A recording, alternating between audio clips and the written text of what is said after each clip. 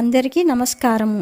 ఈరోజు వీడియోలో సకల విధ వైలక్షణ్యము, వ్యాపార ప్రయోజనము, గుణ వివరణములో 941 నుంచి 999 వరకు నామములు మరియు సమస్త ఆయుధములను ధరించి ఉండువాడు అనే గుణ వివరణములో 1000వ నామము. ఈ నామముల్లో కొన్ని నామముల అర్థములు ఈరోజు వీడియోలో తెలుసుకుందాం.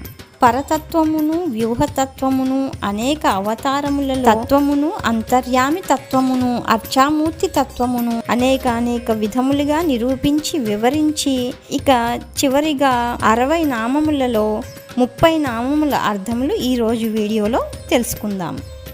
అనాదిహి, బ్రహ్మాదులు అవ్యాపారులై వీనిని స్వీకరింపరు కనుక వారిని అల్పఫలముతో నివర్తింపచేసేవాడు. భూర్భువః, భగవద్దాస్యము అంగీకరించిన వారే ఉన్నవారి కింద లెక్క, అట్టి వారికి స్థానమైన వాడు. లక్ష్మీ, ఆత్మలాభము కోరిన భక్తులను తానే సమస్త సంపదలుగా నుండువాడు. సువీరః, భక్తుల ఆపదలను పరిహరించుటకు తగిన గొప్ప శక్తి కలవాడు. రుచిరాంగదః, తన శరీరమును భక్తులు అనుభవించుటకు ఇచ్చువాడు. జననః, తన్ను అనుభవించుటకు తగిన కరణములు అంటే ఇంద్రియములు కల పలువర జనింపచేయువాడు. జనజన్మాదిహి, అట్టి జనముల జన్మలకు తానే ప్రయోజనమైన వాడు అనగా తనను అనుభవించుటకే జనములను సృష్టించువాడు. భీమః, తన్ను అనుభవించని వారికి గర్భవాసాది నరకముల నొసంగుటచే వారికి భయంకరమైన వాడు. భీమ పరాక్రమః, లోకములను హింసించు హిరణ్యకశిపుడు మొదలగు వారి విషయమున భయంకరమైన పరాక్రమము కలవాడు. ఆధార నిలయః, ప్రహ్లాద విభీషణ పాండవాదులకు ఆధారమైన వాడు. ధాత, ధర్మానుష్ఠానమునకై ఆచార్య పదమును తాను కూడా నిర్వహించువాడు. పుష్పహాసః, ఇలా తన్ను అనుభవించే వారికి పుష్పము వంటి తన భోగ్యతను ప్రకాశింపచేసేవాడు. ప్రజాగరః, ఆశ్రిత రక్షణార్థమై సదా మేలుకొని ఉండువాడు. ఊర్ధ్వగః, ఎందుకలా నిద్రించడంటే స్వతః మహనీయుడు కనుక. సత్పథాచారః, సన్మార్గమున ప్రవర్తింపచేయువాడు. ప్రాణదః, ఆత్మోజ్జీవనము నిచ్చువాడు. ప్రణవః, వంగచేయువాడు, ప్రణమిల్లు చేయువాడు. స్వస్వామి సంబంధమును తెలిపి వారలను తన చరణారవిందముల ప్రణమిల్ల చేయువాడు. పణః, మారియుండువాడు, తాను శేషి తన భక్తులు శేషభూతులు అని మాత్రమే ఉండక తన భక్తులు శేషి తాను శేషభూతుడు అనున్నట్లు మారియుండువాడు.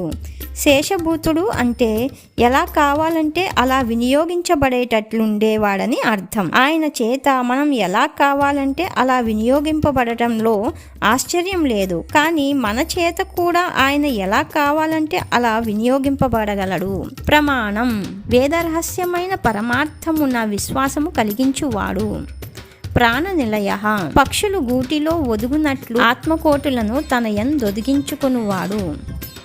ప్రాణధృత్, ఆ జీవరాశులను తల్లివలె పోషించువాడు.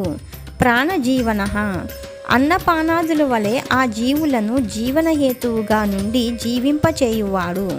తత్వం, సారమైన వాడు.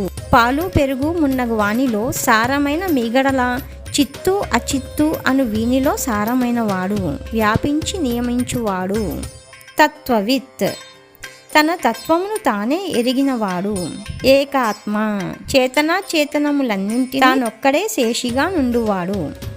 జన్మ మృత్యు జరాతిగః, జననము మరణము ముసలితనము ఈ ధర్మములు చేతనా చేతనములో కలవు, ఆయనలో లేవు, ఆయన వాటికి అతీతుడు.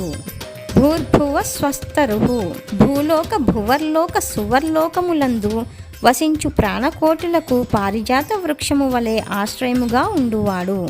తారః, వారలను సంసారమును సముద్రము నుండి ఉత్తరింపచేయువాడు. సవిత, సమస్తమును తానే సృజించువాడు. ప్రపితామహః, పితామహుడని ప్రసిద్ధి పొందిన బ్రహ్మదేవునికి కూడా తండ్రి. మిగిలిన నామముల అర్థములు నెక్స్ట్ వీడియోలో తెలుసుకుందాం.